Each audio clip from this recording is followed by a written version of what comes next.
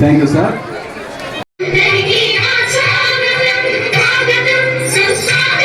తర్వాత కోలాటం ఉంటుంది, రెడీ ఉంది.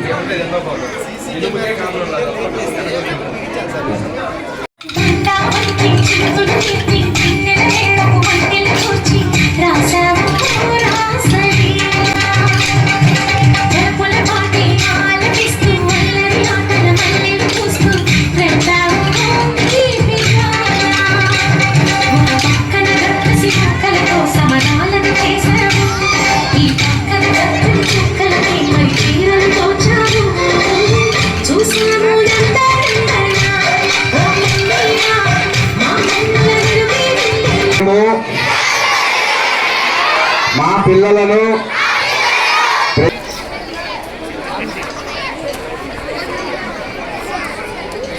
తన దరికి రాని వనాల కోసం అన్నట్లు నిజంగా మా పిల్లల జీవితాలను మా కొంత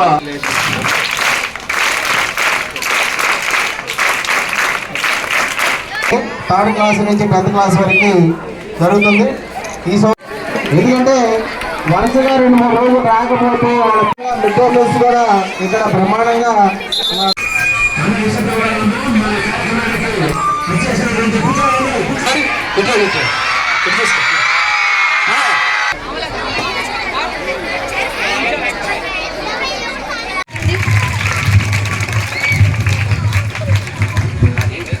అదేవిధంగా ఈ కార్యక్రమానికి విచ్చేసిన ఎర్రగొండపాలెం నియోజకవర్గం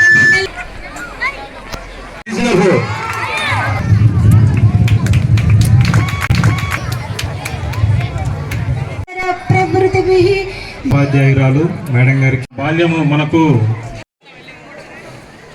యాజమాన్య కమిటీ సభ్యులు స్టూడెంట్కి తండ్రికి ఉపాధ్యాయుడికి మధ్యలో ఒక సాన్నిహిత్యం, ఒక మంచి సహవాసం ఉండాలి.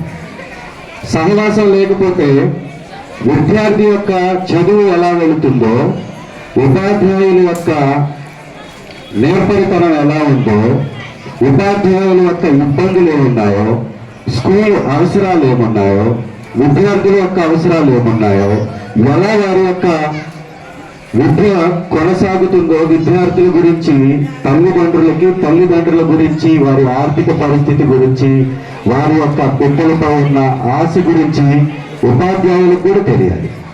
సో ఇది ఒకరికి మధ్యలో ఉండాల్సినటువంటి ఒక మంచి సహవాసాన్ని ఏర్పాటు చేయడానికి ఇలాంటి వేదికలు ఉపయోగపడతాయి.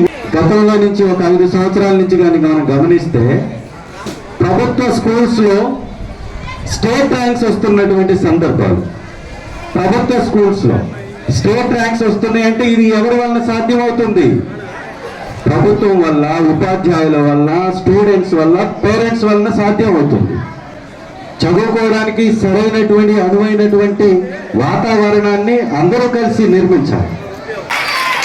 భావి తరాలకి వారధులు మీరు, రాబోయే తరాలకి మీరు ఒక బ్రిడ్జ్ లాగా, మా తరానికి రాబోయే తరానికి మీరు వారధులు. మా తరాలను చూస్తారు, రేపు ఇంకొక తరాన్ని కూడా చూస్తారు. సో అలాంటి వారధులు ఎలా ఉండాలి? ప్రపంచంతో పోటీ పడాలి. ప్రపంచంలో ఉన్నటువంటి గొప్ప ఆధునిక సాంకేతికాన్ని అందిపుచ్చుకోవాలి. ఈ రోజు నుంచి ఆ కుటుంబం కూడా నాటాల. ఆ కుటుంబంలో ఉన్నటువంటి బాధలు బిడ్డకు కూడా చెప్పాలి. బిడ్డలు కూడా, స్టూడెంట్స్ కూడా వాళ్ళు ఎదుర్కొంటున్నటువంటి ఇబ్బంది తల్లిదండ్రులకు చెప్పాలి. స్కూల్లో ఉన్నటువంటి పరిస్థితుల గురించి కూడా తల్లిదండ్రులకు చెప్పాలి. స్కూల్లో ఏదైనా తప్పు జరిగినా, ఉపాధ్యాయులు సరిగా చూడకపోయినా, చదువు చెప్పకపోయినా, సరైన వాతావరణం ఇక్కడ లేకపోయినా తల్లిదండ్రులకు చెప్పాలి.